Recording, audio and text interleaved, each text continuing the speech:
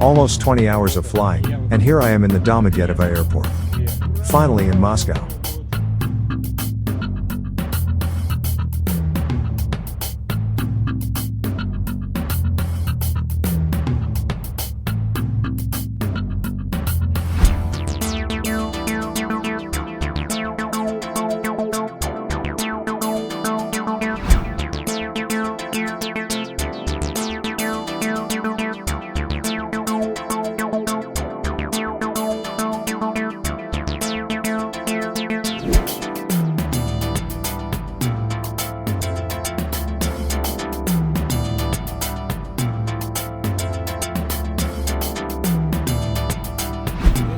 This is our local bus terminal.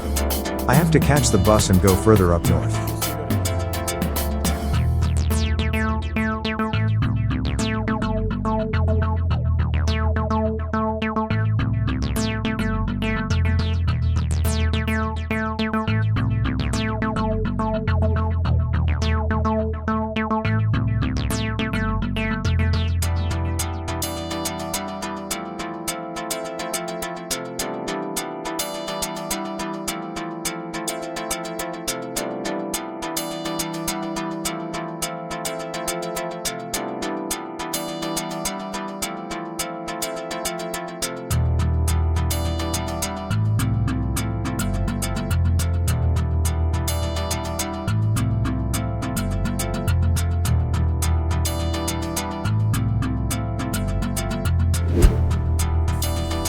Thank you very much.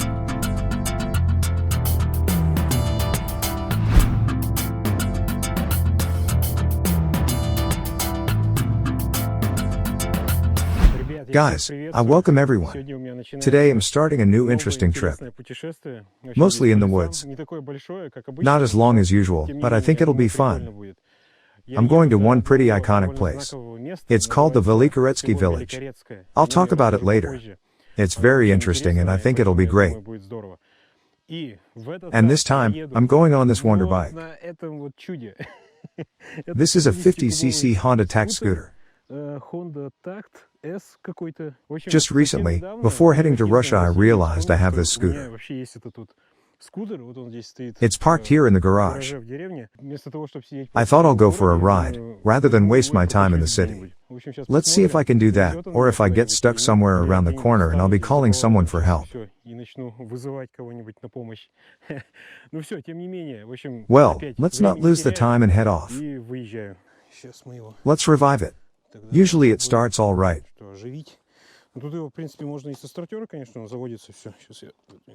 Let's swing a couple of times.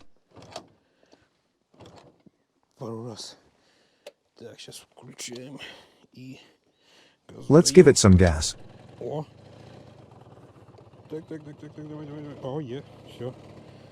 All good, it's on. I'll warm it up a bit and let's go. All the way to the road. I hope it won't let me down. Honda Tact. Yeah, all good. Let's ride. Even the turn signals are working.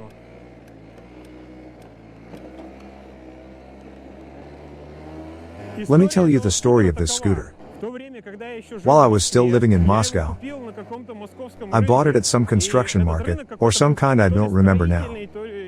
Somewhere near the Moscow Ring Road.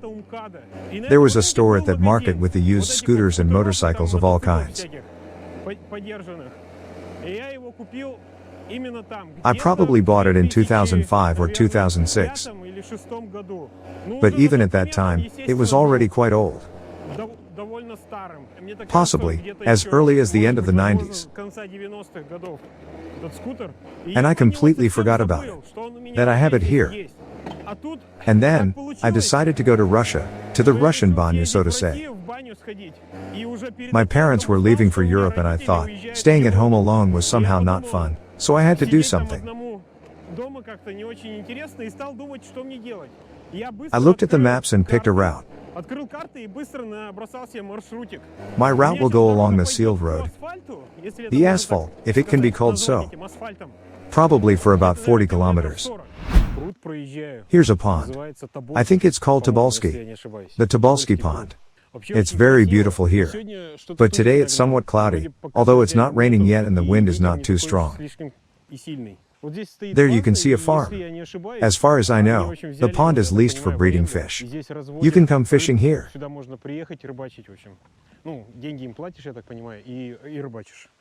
Look, what a fashionable helmet I have. It's called Cross. It's a helmet from the Soviet times. I bought it on purpose, so that if the cops stop me, I could get rid of them. The clouds over there are kind of black.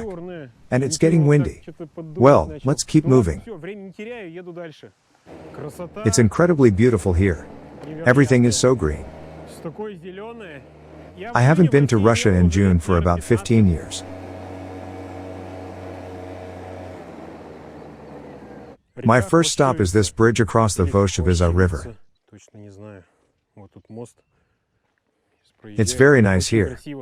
I only saw this river in winter, when it's frozen and covered in snow. There you can see wooden posts from the old bridge.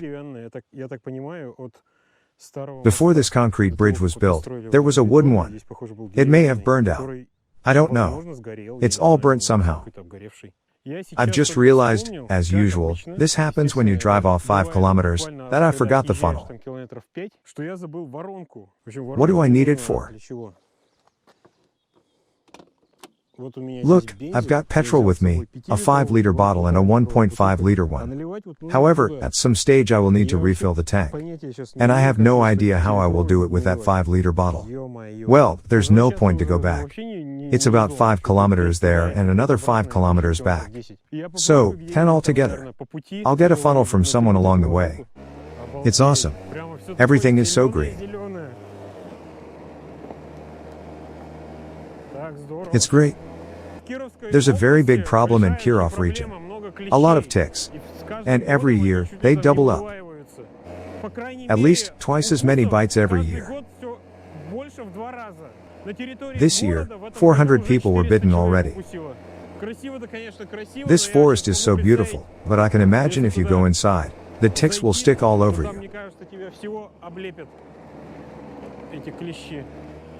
That's actually why I put on this suit.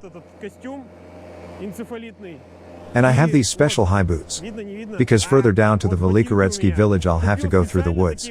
And so I'm fully protected.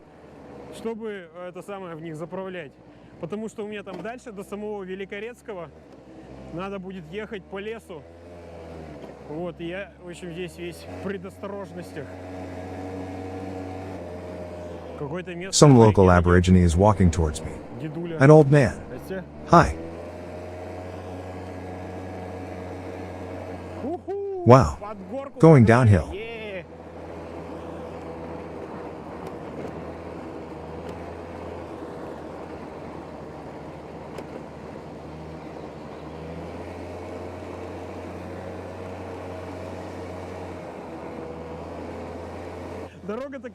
The road is so deserted. Nobody here. Oh no, someone's overtaking me. Wow. And I just said the road was deserted. There, around the turn is the Stepanovshina village. And on the left side it all looks like a Soviet household. Only a few frames are still standing. It's shocking. They're so big. Everything's ruined. I arrived at the Stepanoshina village.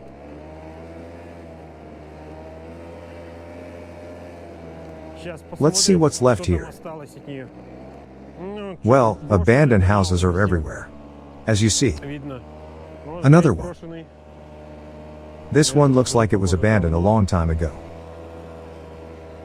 This house is all overgrown. You can't get to it.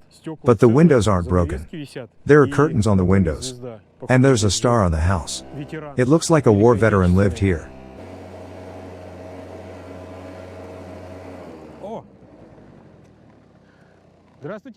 Hi. Excuse me, would you have a small funnel? I've got petrol, but I forgot the funnel. I can buy it from you. Why would you buy it? I have a full tank, but I'm going for a ride. And I need to refill the tank later. Or you know what? I can bring it to you on the way back. If you bring it back, so be it. If not, it's okay. I'll definitely come back. I want to go to the Velikoretsky village. But you won't get there. Why? It's on the other side of the river. I was told, in the Shudinovo village there's someone who can take me to the other side. Or I can ride across the bridge. But if I get to the other side, is there even any path? Yes, there is.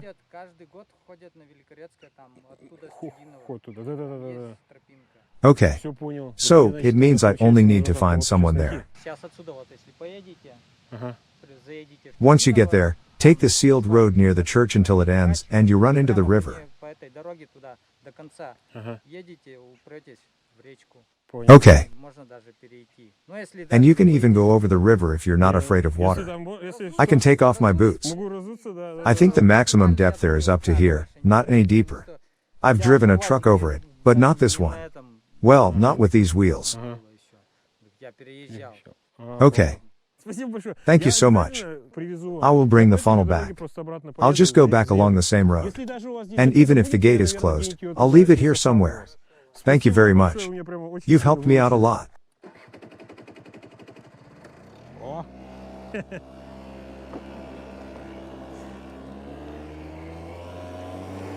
It's awesome. Those are the people in our outback. It's just amazing. I'm serious. Very friendly and helpful. He just gave me his funnel. And I'm so odd with my logic. Buy everything, pay for everything. He didn't even take money for it. I will come back and return the funnel.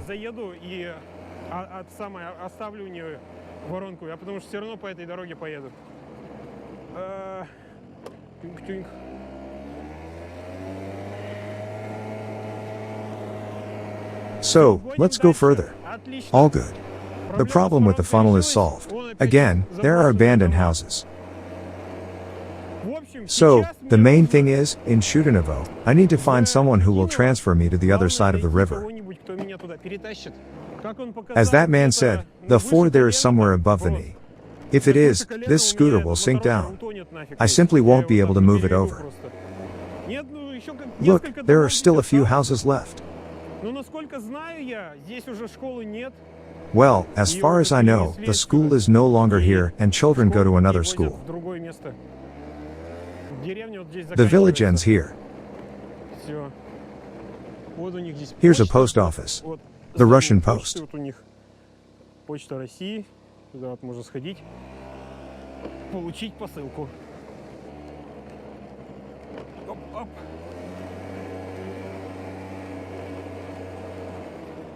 Let's go. I'm funny with my comments.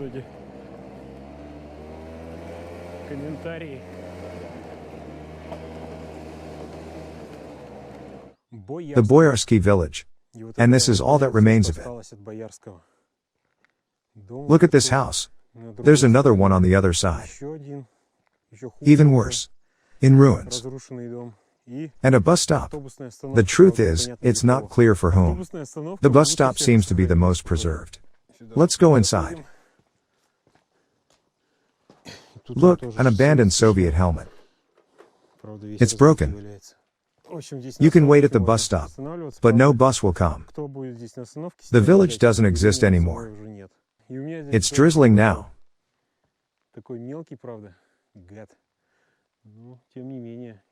But I hope it doesn't start pouring. My scooter seems to be doing well. Everything's fine. Look at this hole in the middle of the road. It wouldn't be fun to fall down there. And it's marked with this stick only. I'm going through this village, and that's all what's left. Only skeletons of houses on each side of the road.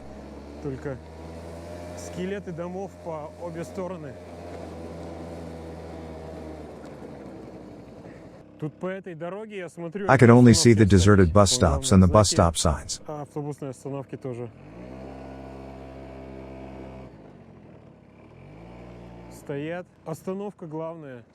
But not a single house around. There used to be a village here.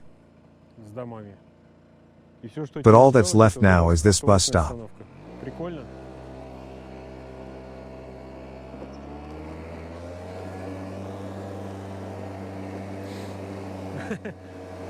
There aren't any houses. Only hogweed is growing here.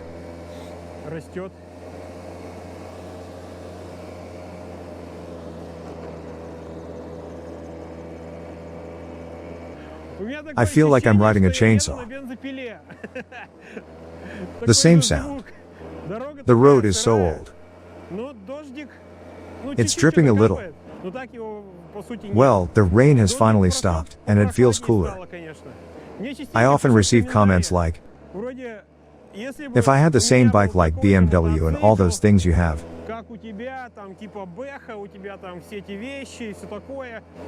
it's like you need to be a fool not to travel.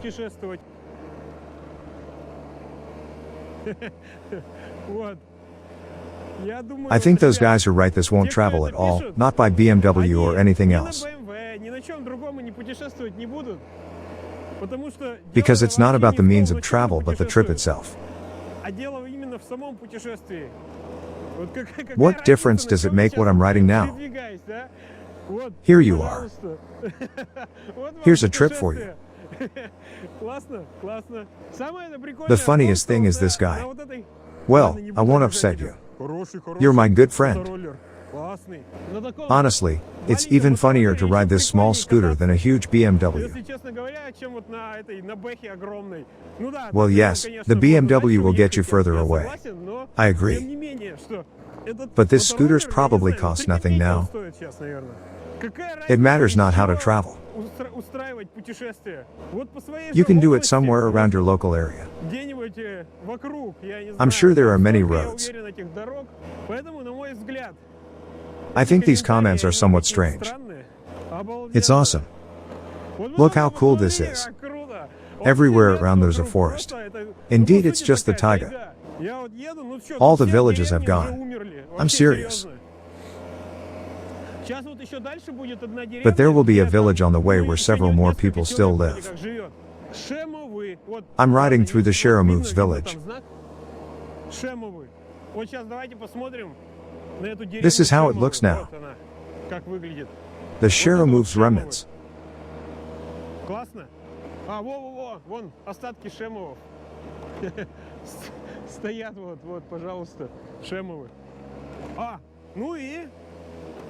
Well, and the bus stop, of course.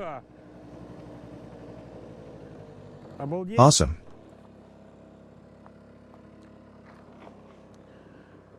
I have a feeling the bus stops were the best quality buildings in all these villages. Потому что они вообще во всех вот этих вот деревнях, которых уже и в помине нету здесь, вот в них везде эти автобусные остановки стоят с крышами, главное. You can hide from the rain here. То есть туда, если что, можно спрятаться там от дождя, например. Вот еще остались. There are still some derelict houses in this village. В деревне Шемовы. Пожалуйста. This is a very interesting place. It's called the Solovetsky village. Some people still live here. There are still some houses. If you can see, there's a huge church on the top of the hill. I'll go closer.